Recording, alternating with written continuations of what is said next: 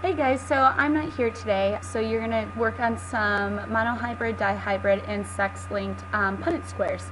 I'm going to go ahead and go through a couple examples of each. And so you have this worksheet, or you should have picked up this worksheet as you walked into the classroom. If you don't have one, make sure that you do get one. So I want you, while I'm not here, to actually just finish up the problems. So we're going to go through the example problems, and you want to finish up the rest. Alright, so let's get started. So looking at this background information, we see that original parents in any given set of crosses are called the parent generation or parentals, while the two subsequent generations are denoted with the symbols F1 and F2. F2 is a cross between the F1 individuals. Punnett squares are one method for visually demonstrating probability of offspring, genotypes, and phenotypes. So if you remember from your notes, genotypes are what's actually found in the gene, and phenotypes are physically what we see in the person. So for humans, brown eyes are dominant with a capital B over blue eyes with a recessive B. So we always use the same letter for the same trait. A heterozygous brown-eyed man, so that means that they have both a dominant and recessive allele, marries a heterozygous brown-eyed female. So what are the possible genotypes and phenotypes for the offspring? Okay, so when you guys are doing these examples, you'll see that these boxes around here will help you and give you little hints. So the separation of parental genotypes from the heterozygote individual and the other heterozygote individual are going to be found on top of the Punnett square and to the left of the Punnett square. So if you remember from last year, anything that's on this side or above this square, this dominant B will only ever go into these here. And we always put the dominant before the recessive. So we'll put B and B. Okay, and then so the recessive B will always go down here. And so we'll put recessive B, recessive B. Okay, so now these will always follow this way. So they'll go here. And remember, the dominant always comes before the recessive. So because we have two dominant genes here, it doesn't matter which way we go, but then this one here will go here. And then we have this one will always go into these two boxes. So we have recessive B and recessive B. Okay, so we then record our probabilities in these probability percent charts. So genotypic probabilities. So that means what we actually see in the genes. So we have 25% of these four, or 1 out of 4, would be dominant B, okay? Or we would call that homozygous or pure. So then we have 50% are heterozygotes. So we have 1, 2. 2 out of 4 are heterozygotes. And then we have homozygous recessive, we have 25%. So here's your 25%. Okay, so 1 out of 4. And then our phenotypic ratio, then we talk about what we're actually seeing. So we know the difference between dominant and recessive. The dominant will always mask the recessive trait. So we see that there are 1, 2, 3 of these potential offspring will have a dominant allele. So 3 out of 4 would mean that we have a 75% chance of having brown eyes. We only have 1 out of 4 that's homozygous recessive, so 2 blue eye alleles, and so that would be 25% would have blue eyes. So you want to finish up the monohybrid practice problems on your own. This was just the example of that you can go off of. Hey guys, so now we're going to go ahead and take a look at sex-linked crosses. So sex-linked just means that genes associated on the sex chromosomes. So a lot of times we'll see certain traits associated with just the X chromosome, or we'll see traits associated with the Y chromosome. But those traits are only then going to be seen in males. So when we look at this one, we know that females have XX, and that is what makes them female, and males have XY. So hemophilia is a rare hereditary human disease of the blood. The blood of individuals with this condition does not clot properly. Without the capacity for blood clotting, even a small cut can be lethal. In a marriage of 2 non-hemophilic parents, a bleeder son is born. What are the probabilities of these parents giving birth to sons being bleeders and to daughters being bleeders? Use H for normal, non-hemophilic, so H if it's dominant, means that the recessive, then women have to have 2 of them in order to have the disease. So the recessive H for the hemophilia allele. So in order for dad to be normal, he has to have an X with that dominant H. And mom then has to have a normal or a dominant H as well because she was a non-bleeder, but they had a son that was a bleeder. So she's going to have a recessive H in her genotype as well. Okay, so we had a son that was, so right now we have dad's alleles here on top. So dad will either give an X chromosome to his child or he will give a Y chromosome to his child.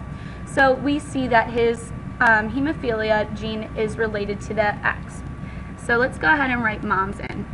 So remember, we always put the dominant H before the recessive, even in the sex-linked traits, and then we always put X before Y when we talk about gender and the sex chromosomes. So let's go ahead and do the cross. So if you remember, this X chromosome will only go in these 2 boxes. So we'll put that one first, and remember dominant always comes first, so I'll just make sure that is closer to that edge. And then let's fill in the Y. And Y always comes second, so I'm going to put Y over to the right more. Okay, so we know then mom's, this X with the dominant H will go across here. And then this X with the recessive H will go across this way. Alright, so let's go ahead and take a look. So we'll put XH, XH, and then X recessive, X recessive. Alright, so now we've finished our cross, and we can figure out basically our genotypic and our phenotypic probabilities. So the males are going to be here. Basically, you have a 50%, or your parents have 50% chance of having a male or a female.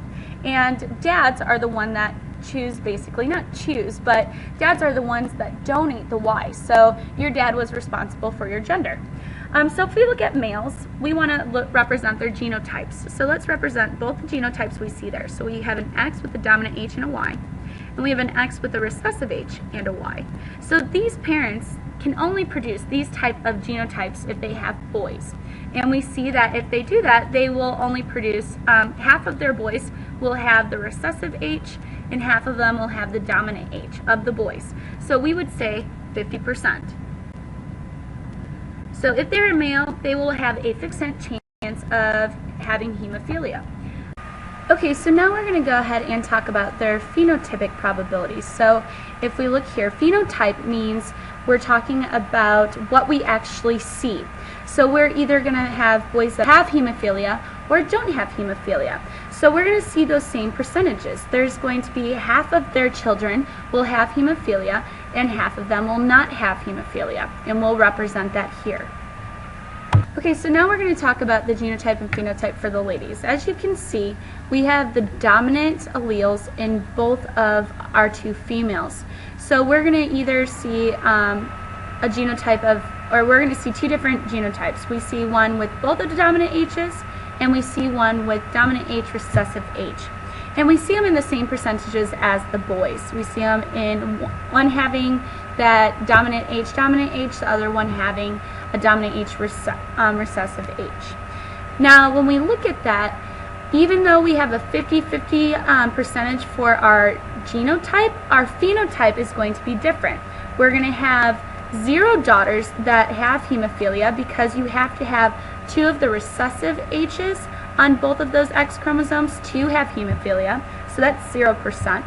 And we're going to have both of the girls won't have hemophilia. One will be a carrier, as you can see she has the recessive H, but 100% of them, or both of them, will not have hemophilia. So males are the ones that are more at risk here.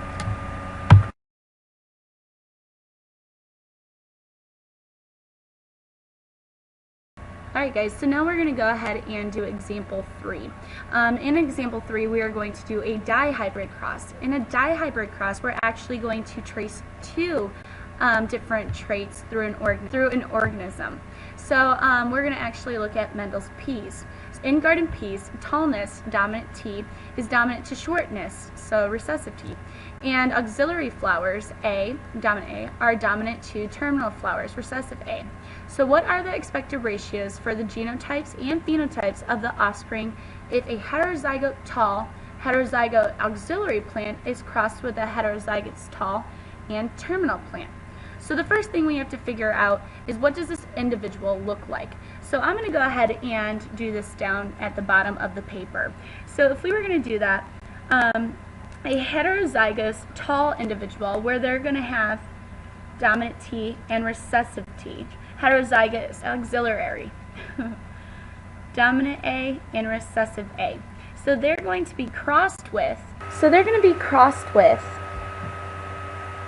a heterozygote individual, so dominant T, recessive T, but terminal flowers. So they're going to have recessive A, recessive A. Now, when we go to figure out what's going to be seen in the gametes, we go ahead and do the FOIL method.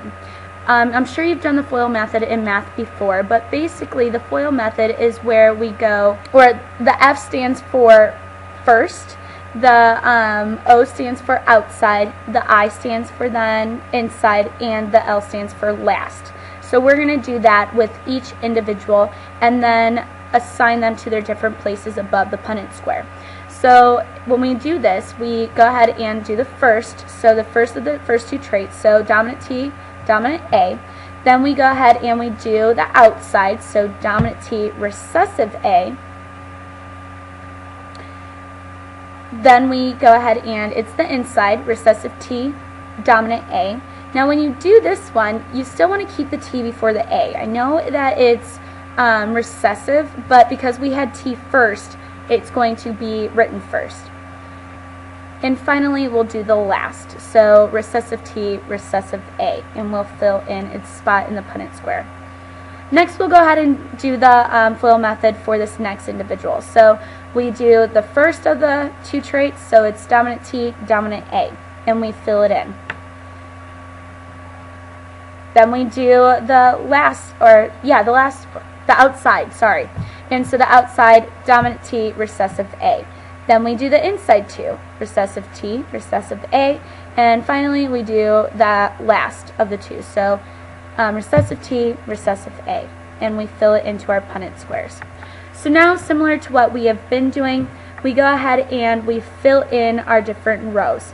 When I fill in my different rows, I go ahead and leave blanks because we always want the dominant alleles first before the recessive. So I'm writing a dominant T with a blank, dominant A with a blank. And you want to do that all the way down in this Punnett square. In the next one, we have the dominant T, recessive A. So I'm going to put the dominant T, a blank, blank, and then a recessive A.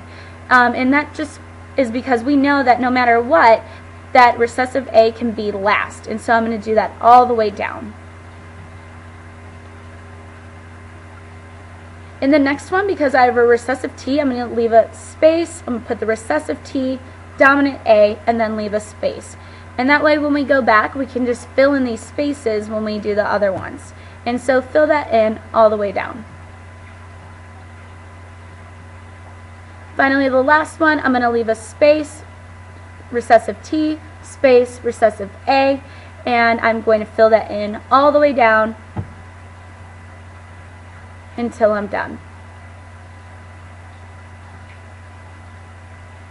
Alright, so now we just go ahead and fill in the rows, and you guys know how to fill in the rows from our previous examples. We just fill in basically those different blanks. So we have the dominant T, recessive A for this first row. It's really easy. We know where to put them because we already left those spaces there for us. So go ahead and complete this Punnett square.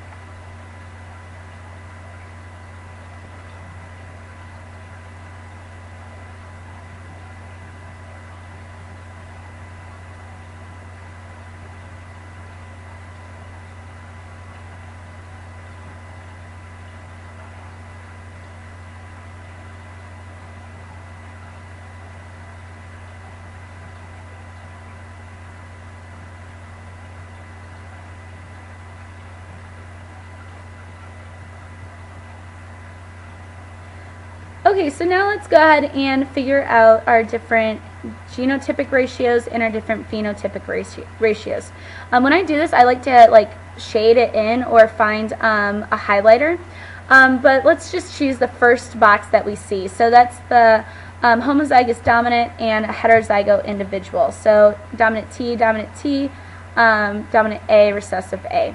So I found 1, and it looks like I found 2. So I'm going to highlight the 2 that I found so that I know that I've already accounted for those. And then we're just going to write 2 down. Okay, so then let's go ahead and just move over to the very next box. So we have homozygous dominant and homozygous recessive for terminal. So dominant T, recessive A. So it looks like there's the 1, 2, and that's about it. So we'll go ahead and highlight them and write them down.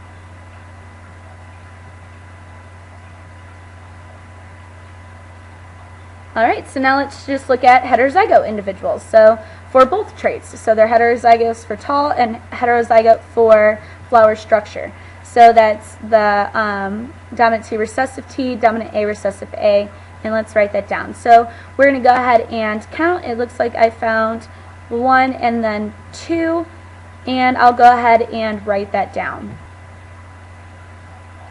Okay, so now let's look at the homozygous or heterozygous for tallness and homozygous for flower structure, and figure out those. And it actually looks like here I made a mistake. I found actually 2 more of those heterozygotes for both traits. So we have to count for those. So I'm going to highlight those, and that's the purpose of highlighting them or shading them lightly in, is to actually make sure you don't leave any out. So we're going to go ahead and add those to our 2. So instead of having 2 for heterozygotes for each trait, we're going to have 4.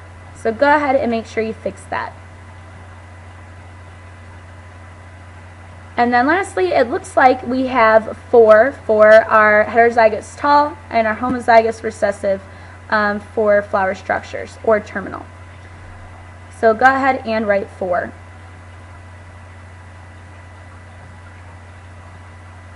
And shade them in. Alright, last but not least, we're going to go ahead and look at the short plants now. So we'll do short with auxiliary flowers, so the dominant A, recessive A, and it looks like there are 2 of them. So we'll shade that in and write it down. And then we'll look at homozygous recessive for both. So 2 recessive T's, 2 recessive A's, and we only have 2 left. So we're going to write the 2 down. Okay, so now we're going to go ahead and figure out what the actual ratio is. And we can represent probabilities in either percentages like we did earlier or in ratios. So we're going to just go ahead and write them in the ratios here. So if you look, we have 4 different gametes for each. So 4 times 4 would be 16. So there's 16 different boxes in that Punnett square. So we want to make all of these out of 2 of 16.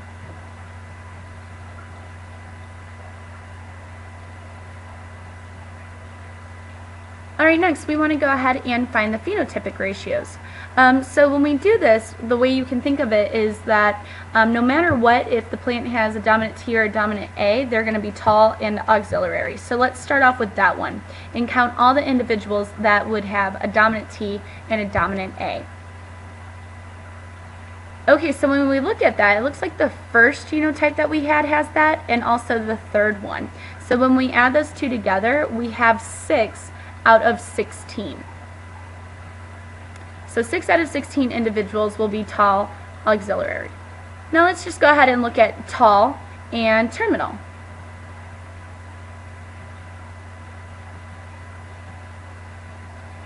Okay, so when we look there, we have find the dominant T and recessive A's, and it looks like again we found 6 out of 16 that have that.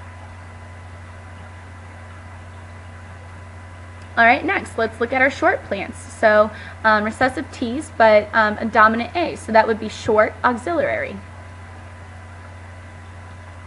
Well, when we look there, we only have 2 of the 16, so we're going to write 2 16s. And then last but not least, we have short and then terminal. And again, we only have 2 out of 16 that are short and terminal. So we'll go ahead and write that down. Alright, so this is the rest, or the last example we'll go through. You want to make sure that you finish all of the problems so you get the rest of the time in class. If you don't finish, it's going to be homework for you. Okay, so I hope you have a great day, and I will see you tomorrow.